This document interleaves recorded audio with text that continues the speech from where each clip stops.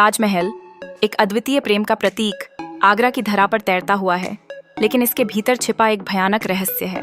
बिल्कुल आश्चर्यजनक इस इमारत की चमक के नीचे सैकड़ों साल पुरानी कहानियां दबी हुई हैं।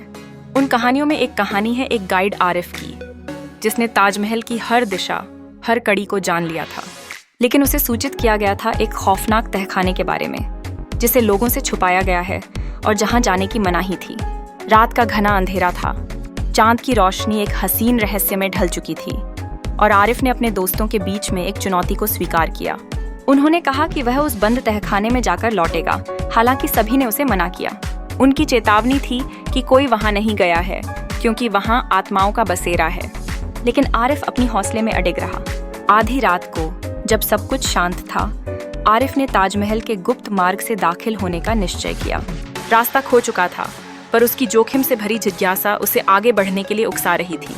जैसे ही वह तहखाने में उतरा, उसके चारों तरफ एक अजीब सी ठंडक और चंदन की खुशबू ने उसे आ घेर लिया।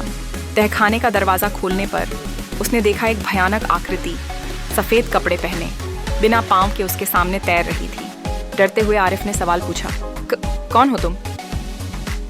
उस औरत ने सिर उठाया और आरिफ ने देखा कि उसके आंखों से आंसू बह रहे थे, लेकिन होठों पर एक अजीब सी मुस्कान थी। मैं वो हूँ जिसे भुला दिया गया, उसने कहा, जिस पर कोई कहानी नहीं लिखी गई।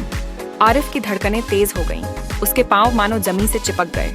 हर ईंट के पीछे एक कुर्बानी है, उसकी आवाज गूंजने लगी थी, और मैं वो आह हूँ जो ताजमहल में गूंजती है। अचानक एक चीख सुनाई दी और आरिफ बेहोश हो गया। जब वह होश में आया तो उसे सिक्योरिटी गार्ड्स ने पाया। उसकी आंखें खुली थीं, पर जुबान पर ताला लग गया था। आगामी रातों में जब ताजमहल की रोशनी मध्यम पड़ती है, लोग कहते हैं कि एक सफेद साया तहखाने की ओर जाता है। कुछ अजीब खुशबू हवा में घुल जाती है। संभव है कि प्रेम की इस अनमोल इमारत में कुछ अधूरी कहानियां अभी भी बसी हैं, जिन्हें कोई पूछने वाला नहीं।